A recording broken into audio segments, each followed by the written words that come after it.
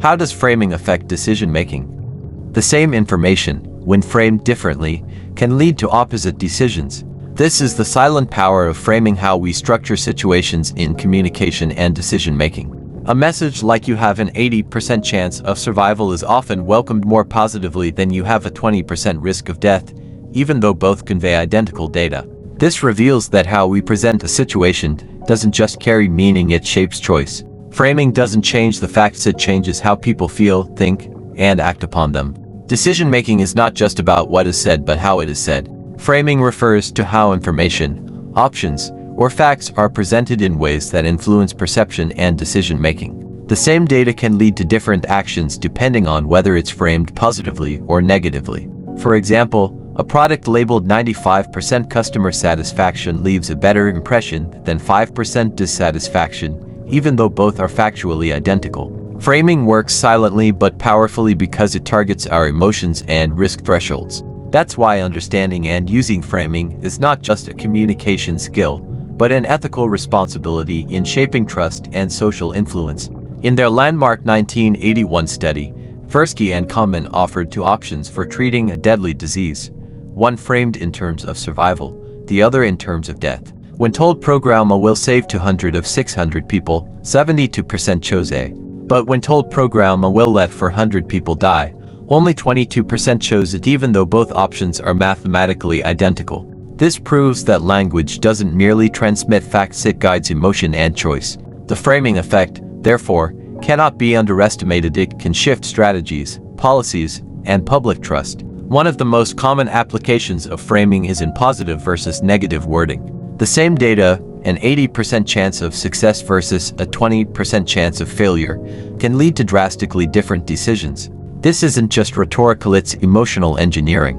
People tend to avoid risk when exposed to negative framing, but embrace challenge under positive framing. Thus, smart communicators must recognize that choosing words is choosing the emotion that drives behavior. From journalism to advertising, framing is key to how the public interprets events.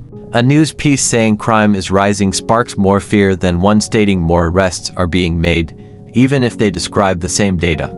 Public health campaigns also use framing to nudge behavior. Smoking kills negative versus quitting saves lives positive are both strategic frames. Importantly, framing doesn't just report, it shapes collective consciousness. Successful leaders and expert negotiators are master framers.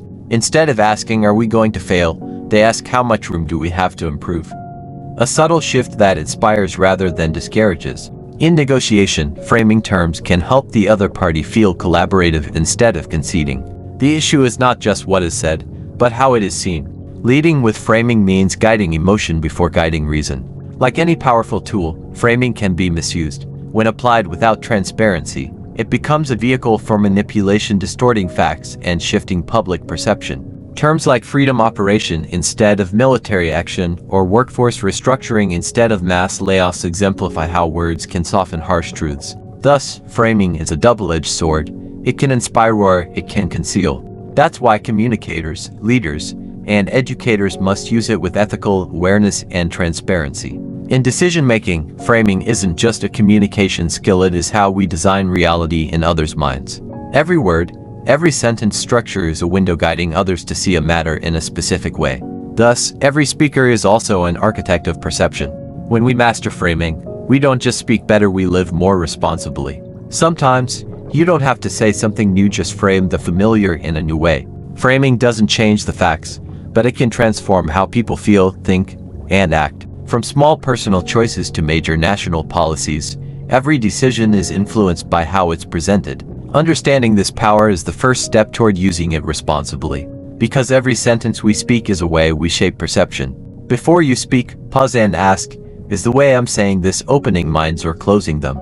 Share this message with anyone working in communication, education, or leadership. Like if you've ever realized that a different phrasing changed a decision, and follow to explore more of the psychology behind impactful communication.